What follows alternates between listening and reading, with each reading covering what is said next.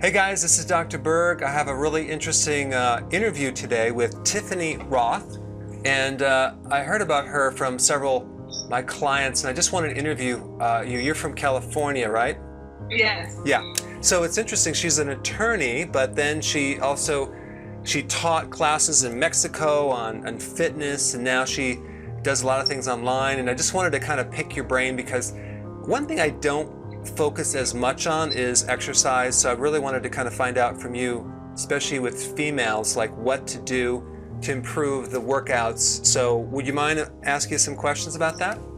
Oh, absolutely. I love it. I love talking about working out.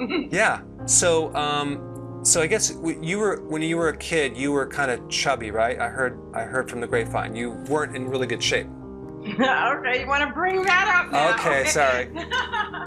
So, yeah, when I was little, I think that one of the things was that, my family really didn't know how to focus on healthy eating and exercise. So, I was kind of eating the foods that my mom was eating, and I wasn't getting the proper exercise, and my body had that result. Where were you raised as a child? Where was I raised? Yeah. In California. Okay, I got it. Yeah, so was it? I'm LA native. I think people assume that when you're in California that it's all health foods, but it's probably similar to the Midwest where I was raised. It's probably the same meat and potatoes, but I don't know. Well, I think right now, over the last 20 years, as a community in general, we've gotten a lot more access to information about how to eat healthy and how to exercise than existed in the past. I mean, it's sort of something that's been developing over time, especially with, the internet.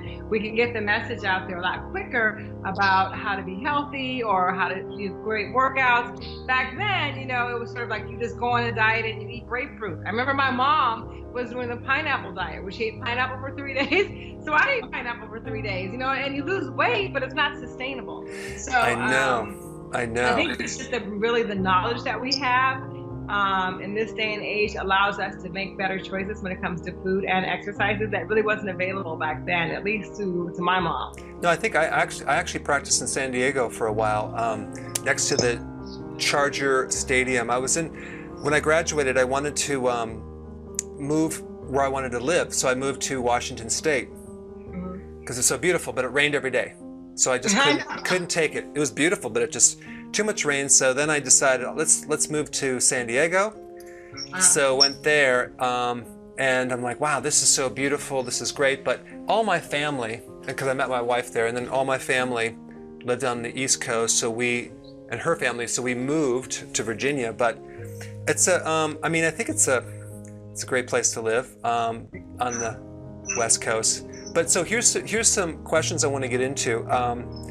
Now, with your clients that you work with, what's kind of like the top mistakes that people are making when they're working out? Like, what are they always doing wrong when they're doing it by themselves?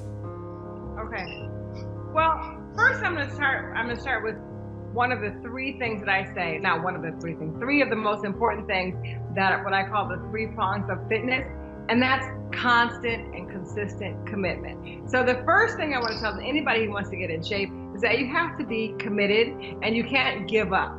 And the reason why a lot of people give up is because either it comes too hard, or maybe they get injured, or when they're doing the workouts, they're not feeling the way they want to feel. So some of the tips that I would like to provide would be on how to breathe correctly, how to work out so that you're not getting injured, and how to check your body alignment in the mirror to make sure that you're getting the results that you set out to achieve. Okay, so let's talk about breathing first.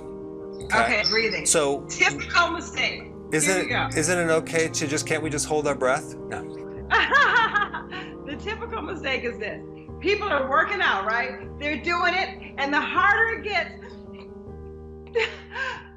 the less they start to breathe, okay? So I do, and like when I'm teaching class, if it's a cardio class, I do an 8 count. And I do the 8 count, it's really like sort of check, it's almost like a call and response. I'll say 8, and let's count down with me. 8, 7, 6, 5. That way I know that they are breathing. Because one of the most important things that our body needs for movement is breath. We have to connect the breath with the movement to get actually the power that you need to continue.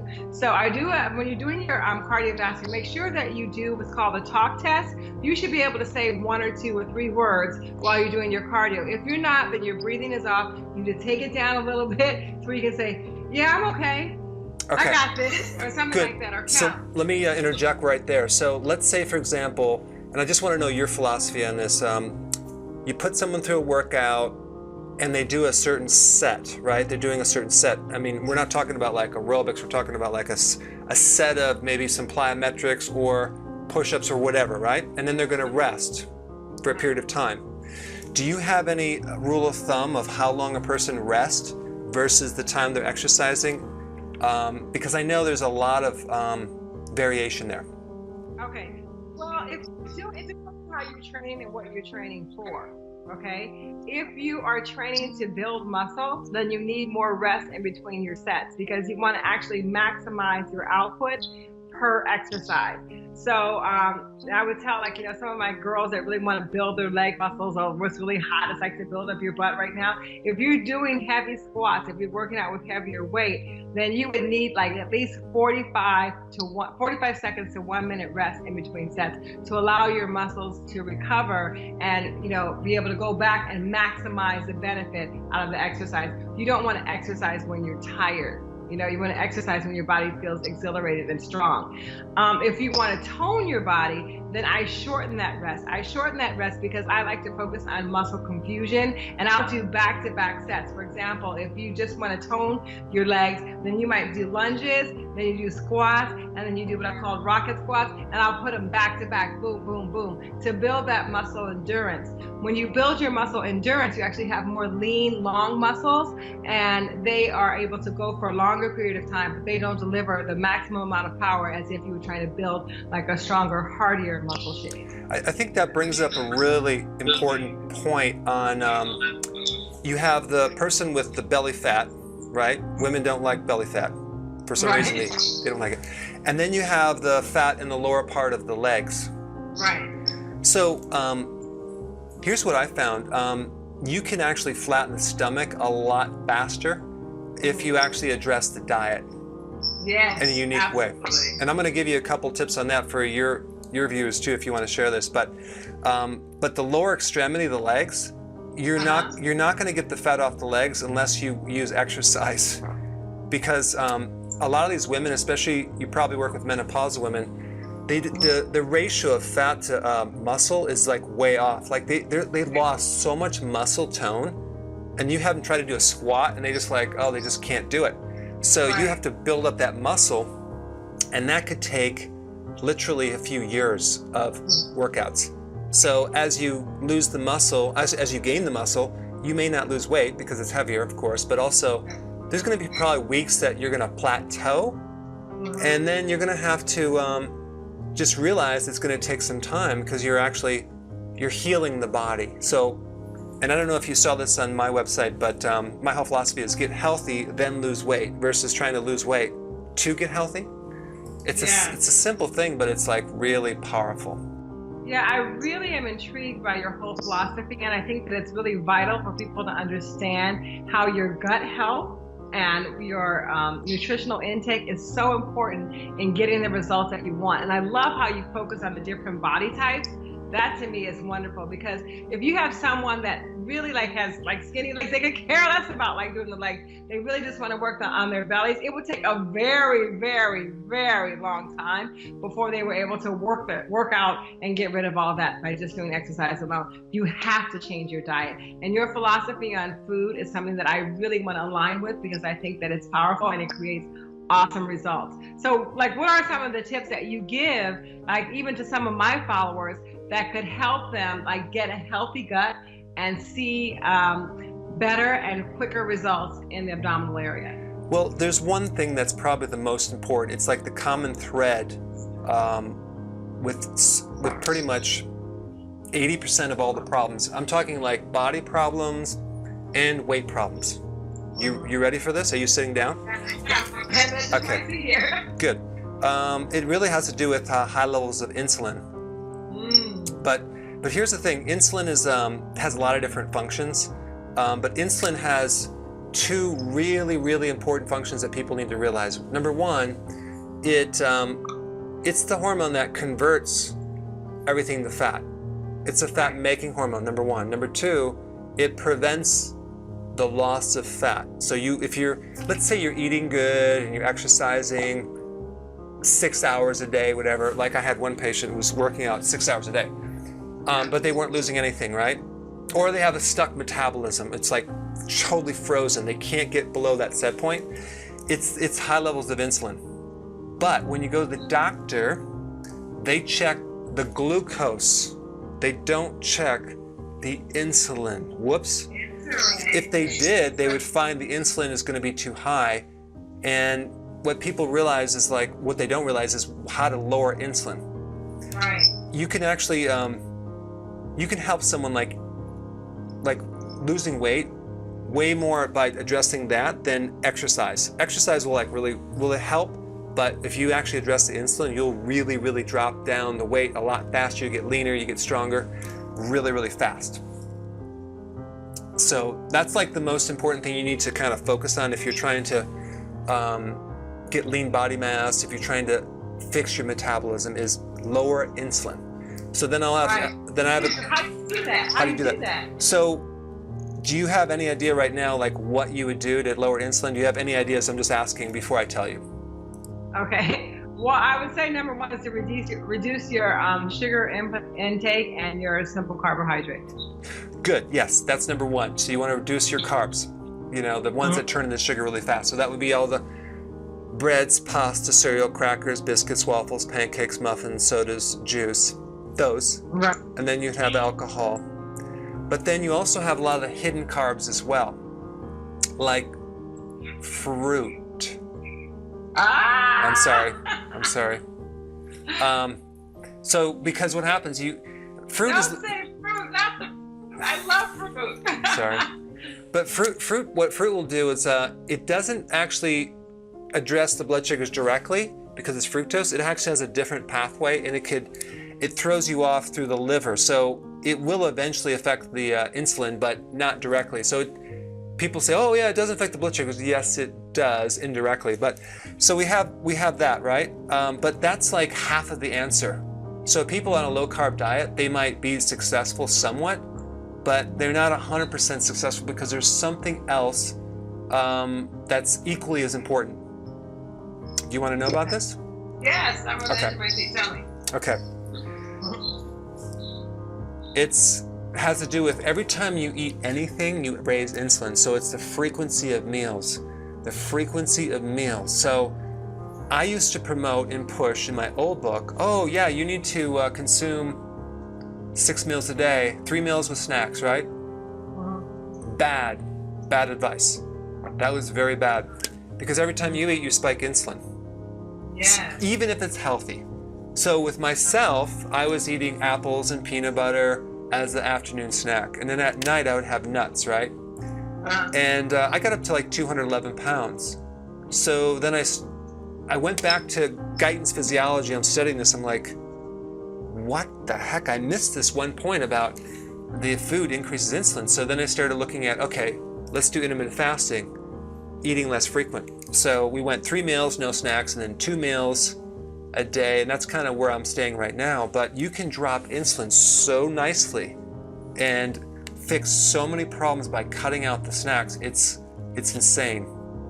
So yeah, that whole thing about snacks is really like based on the information that after you're going to spike your metabolism up. You can spike your metabolism up with protein, which will help your muscles sort of be more sustainable, and you will keep your body from feeding on its own tissue.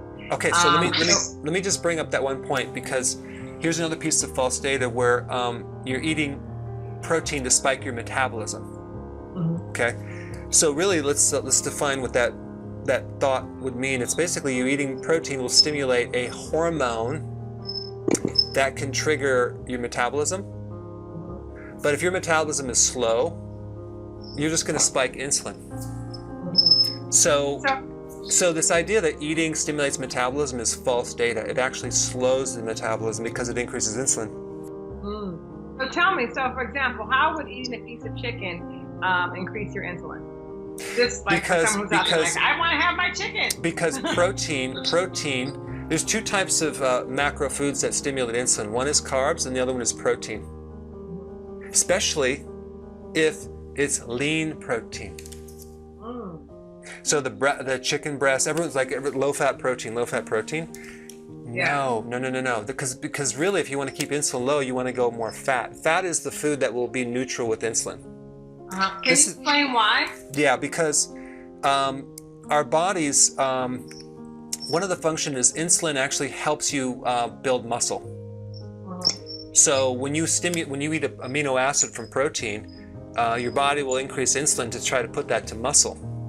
So, we need protein for sure, and you want to keep eating protein, but you don't want to do excessive amounts of protein, like a lot of bodybuilders and stuff. They have tons of protein, because that's going to make you, eventually you're going to actually stimulate some insulin. You're going to get tired after you eat. You're going to want to take a nap.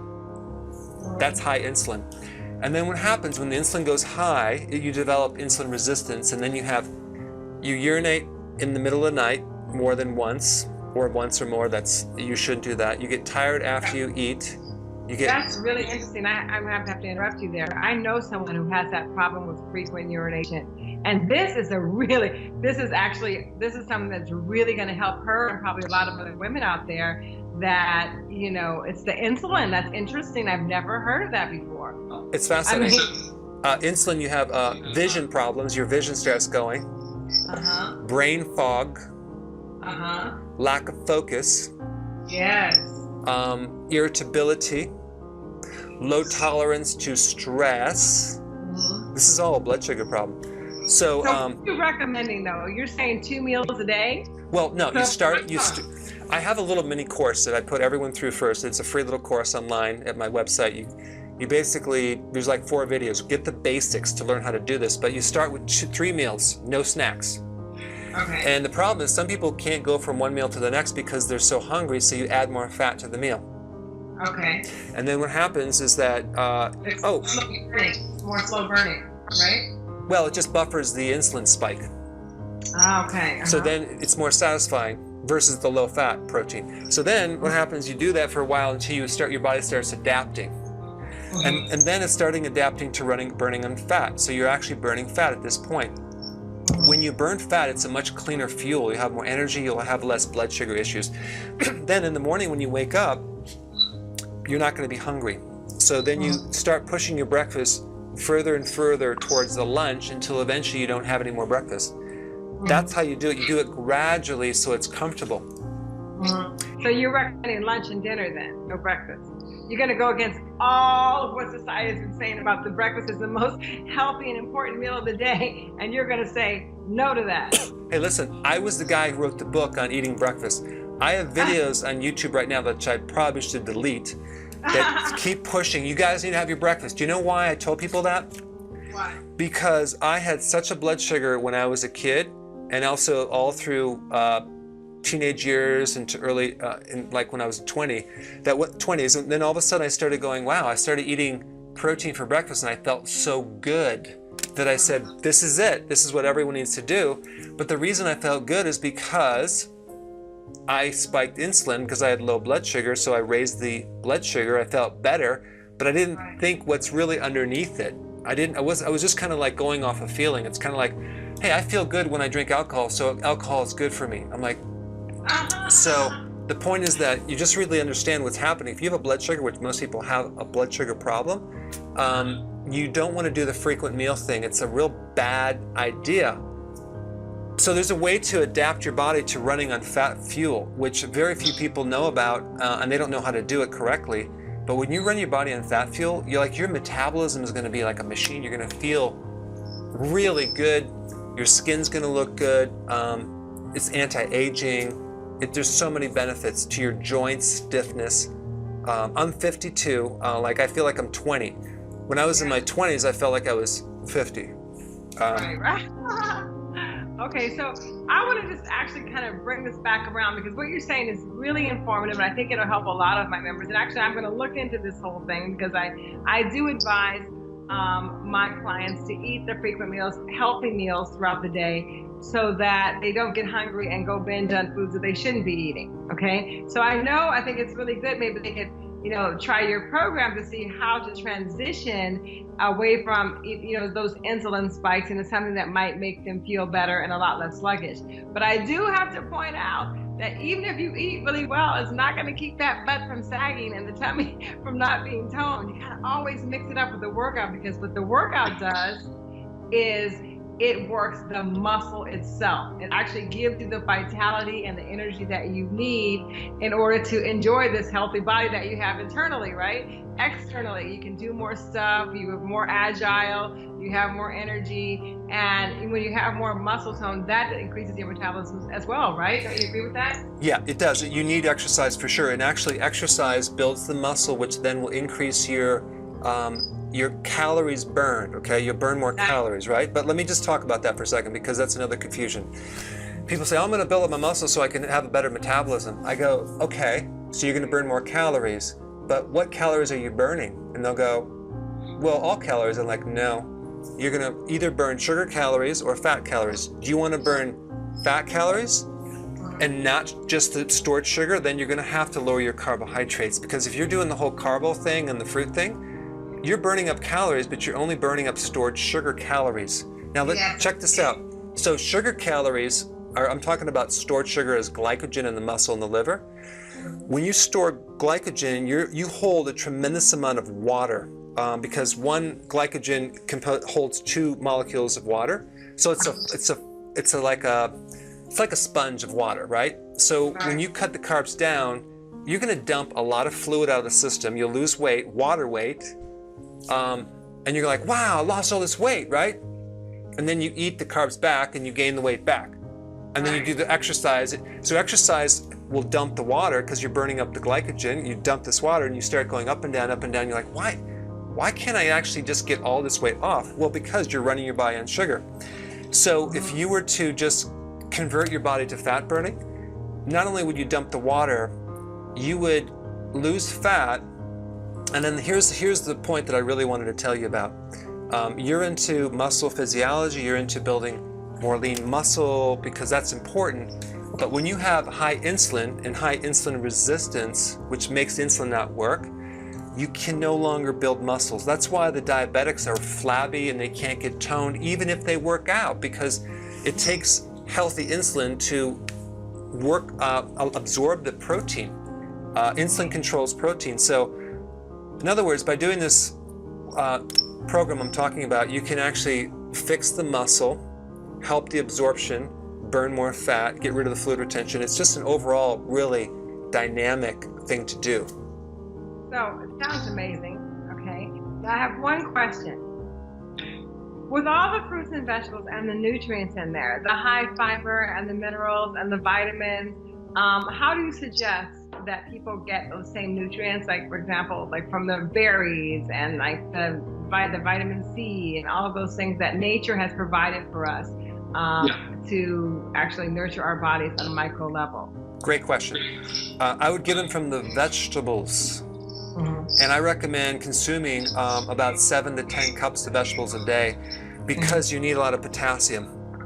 And like people, like I actually went to the restaurant I think about a month ago, and they brought me the salad. It was 1 cup of salad. I'm like, I need a bowl. So my salads are huge. So what you want to do is you want to get your nutrients from salad or vegetables. But if you're trying to do this thing I'm talking about, which I didn't even get into yet, I just kind of scratched the surface. You don't want to do too much fruit. I mean, you can do like maybe 1 cup of berries a day, but you start adding more fruit, and then so we add this sugar into it. So because the main problem of an average person is too much insulin, we want to heal the sugar problem that we have. Now, if you've never actually abused sugar and you don't have a weight problem, you could probably get away with it. But for most of us out there that abuse sugar, it's just it's too much sugar for our system to do fruit. And plus, the way they grow the fruits nowadays, and even the apples, they spike them, they make them very, very, very sweet, high levels of sugar. One apple nowadays is 19 grams of actual sugar. That's not carbohydrates, that's sugar. So you're like eating a candy bar. Wow. So yes, that's really interesting because I think that it's a good distinction to point out that you need to sort of almost detox your body from the sugar dependency and the insulin spikes in order to get some of the benefits of the fat burning. As you say, in other words, you want to sort of reduce that glycogen storage so that your body's not always going there for fuel, but instead to where your fat is stored. Was that what you're saying? Yes, you know, think about it. How much stored sugar you have? You have about a couple days worth of stored sugar. It's 1,700 calories. But Right. you have about 77,000 stored calories of fat on a non-fat person. So it's a lot more if you're fat, right? So our bodies were designed to run on fat fuel as the primary fuel, not sugar.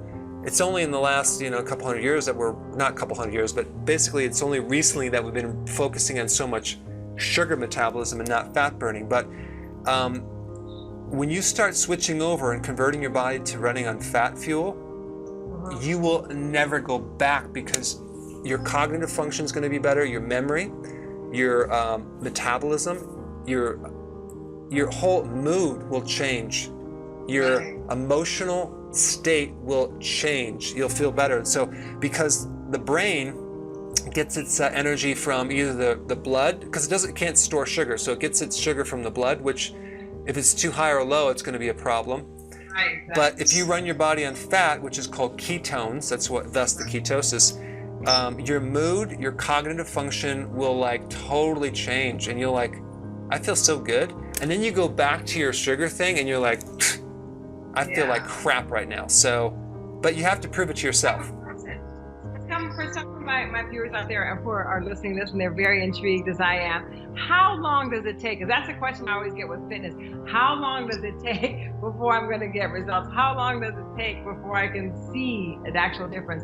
How long will it take before they can actually feel a difference from these little adjustments that you're suggesting? Well, it depends on what kind of problem you have. Like, for example, if you have weight problems, you'll probably dump the fluid out and you'll lose like 5 to 10 pounds in the first week or two. So that you'll be like, wow, that's dramatic. But as far as energy goes, it could take anywhere between 3 days to a week to up to 6 weeks to fully adapt to fat burning. And if the worse the blood sugar problem you are, the more diabetic you are, the more pre-diabetic you are, the longer the transition period is. But I have a lot of videos on how to make it smooth and easy. But you're going to notice some real nice changes within 3 weeks. But if you do this, 3 days. But if you do this too fast and you're not doing it correctly because you didn't watch the videos all the way through, and maybe you don't know about this or that, and you're not eating enough of this, you're going to go through a period of like transition where you might have like called a keto flu. You might feel kind of run down, or keto fatigue, or like, oh my gosh, because you didn't do it correctly. So the way I teach it, it's a healthy version. You do it gradually, and you shouldn't feel bad. You should feel really good. So what's your philosophy on exercise? Because I know that a lot of my clients, when they're working out, a lot of times if you're making a big change, like in your diet, might feel a little more sluggish. But I find that when you work out, even if it's like on my YouTube channel, I have the 10-minute workouts that you can do just 10 minutes a day, and that'll help you to improve your mood, and you'll be able to get through some of those tough periods because you start to burn up that extra insulin as well during your workouts. What do you feel about that? I recommend every person start exercising. Right away. You don't have to slow down. The only thing that I talk about in my book is that you have the person that's really out of shape, and they're basically adrenal dominant. They have a lot of adrenal issues. Like they go up the stairs and they're out of breath, and they just let their body go, and they don't sleep. Those people should kind of do walking for a while, low pulse rate stuff, work up to it. Because I'll give you an example. I had this lady, this is when I first began, I put her through a whole workout and spiked her pulse rate to 158. She came back the next day, her pulse rate was 158, and I'm like, oh my God. Oh my God. So her recovery was so poor that you don't want to like push the person too fast. You want to kind of gradually go into it. So basically, if you're not sleeping, for example, you should go very light, because it's very dangerous to the heart if you overdo it. But I mean, these are all just minor points, that common sense. but I think everyone should jump right into it. Breakfast in the morning. What's that? What do you think about instead of doing the breakfast, you're not eating breakfast, about working out in the morning? Yeah, and I think most people can do that very, very comfortably. But what happens if you have a pre-existing low blood sugar situation, it's called hypoglycemia, and you work out and you tap out too much glycogen too fast, you can be dizzy or tired, in which case you either should work out during your time you're eating or just before, until you can really adapt correctly. But I do want to mention one last piece of data, because I know people, I kind of like to keep it to 30 minutes because, but I want to add one little thing in here. This is something that kind of is a brain strain for people. Because they're like, oh, what do I eat during the workout? What kind of pre-workout snack do I eat, right? I need that protein. That's like a common knowledge, right? We need to eat or drink something, some sugar water or whatever. Well, check this out. If you consume, like, let's say a little juice or a little sugar or a protein bar with sugar, like most people do, or what's going to happen, you're going to basically knock yourself out of fat burning for about 48 hours. Wow, really? Yeah, because it's going to take now another couple days before you get back into ketosis. So you don't want to do a sugary type of energy drink when you're working out, or a Gatorade thing. And then even protein, even the protein stuff, you'd be much better off waiting to the meal, because when you're fasting between meals, you're stimulating growth hormone. Growth hormone is the main fat-burning hormone. It actually preserves your muscles, and it actually will, in a female, doing intermittent fasting, you can spike growth hormone by 1,300%. In a male body, by 2,000% by doing intermittent fasting. So it's like the anti-aging activity on steroids. It's a great thing to do. So with intermittent fasting, just to be clear, okay, how long should you go between meals? You should start at 3 meals a day, okay? Keep it whenever you eat. Slowly push your breakfast to a lunch, and I have a video on this, by the way. And then what you do over time is you slowly push your dinner closer to your lunch till you get about, an ideal thing would be like 4 or 5 hours of between your meals. What that will give you is a tremendous amount of fasting to create some serious improvement with the parts of the body that you want to work on. Yeah, and allow your food to properly digest, right? And your body can be vitalized. You support the digestive system, but there's a lot of other things too that you can do that for anti-aging. It's like, and just for brain health, just to focus better. So what's the name of that video that they should look about getting started with that? If you go to drberg.com, under educational tab, it'll say the ketosis mini course. It's a free course. I have like probably 50,000 people who did the course already, but you basically, it's like 4 short videos. Just go to Dr. Berg Education, and you can also just go to YouTube and type Dr. Berg intermittent fasting, whatever topic, and I'll pop up and you can watch those videos.